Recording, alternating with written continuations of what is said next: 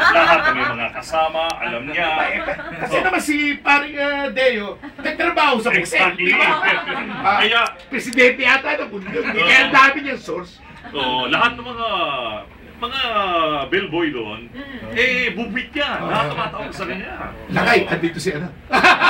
Kaya naman nung namaalam ako sa DZRH, sabi ko, yun ang kaisisang hiling ko, sabi ko, dapat si paring Deo ang pumalit sa akin sa espesyal na balita. Kasi talaga sa kanya naman yan. Ay, pero Tito Ray, nakita mo ba si Tata Kaloy Castro? Ay, hindi na. Galing siya dyan. sa labas. Okay, mamaya punta natin. Sabi ko kanina, Tata Kaloy, mag-broadcast ka nga. Sabi ko, sabi niya, i-tape na lang daw muna.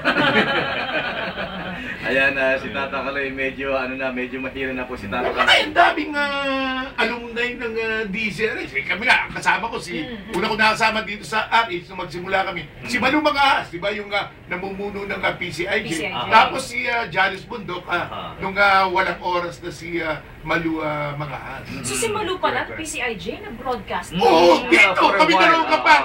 Ayan, sandali lang. Pero mga 3 buwan yata si Malu. Tapos sa akin, hindi ko maipasok sa oras ko. Kaya humanap kami ng ibang kapartner. Si Janice Bundok naman na isa pa rin masugit na. Pero si Paring Ray talaga, legend. Thank you pa rin, Serge. Pagka nanggaling sa isang very prestigious and very distinguished gentleman. Paniniwala. Pero si paring Deo, during the crisis, nung kami nagre-ring ang telephone.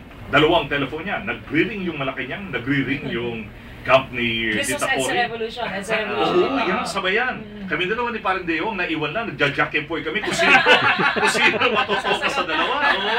Ganun katindi. Talagang di namin alam, sino papasok natin dito, boss? Sabi ko, Dito pa kami dalawa. si Tita Cory, mananawagan na ng people power. Nakikinig pa ang Malacanang.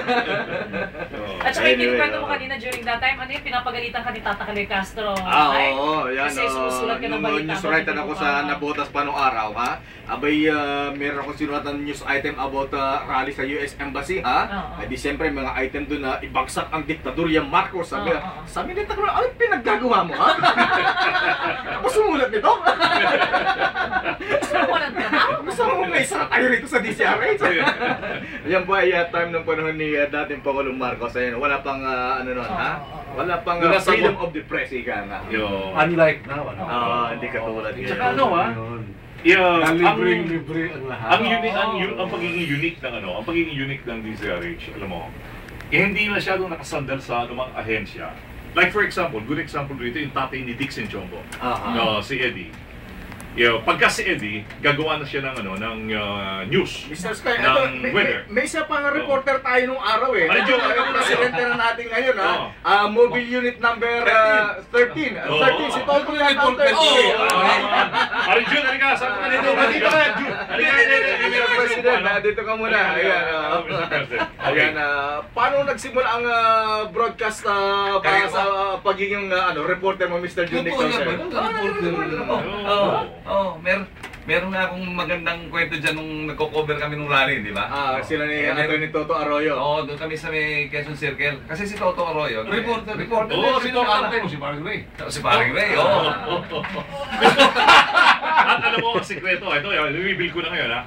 Kaya walang mananong network sa mga coverages na ang aming communication sa umaabot ng 20 mahigit.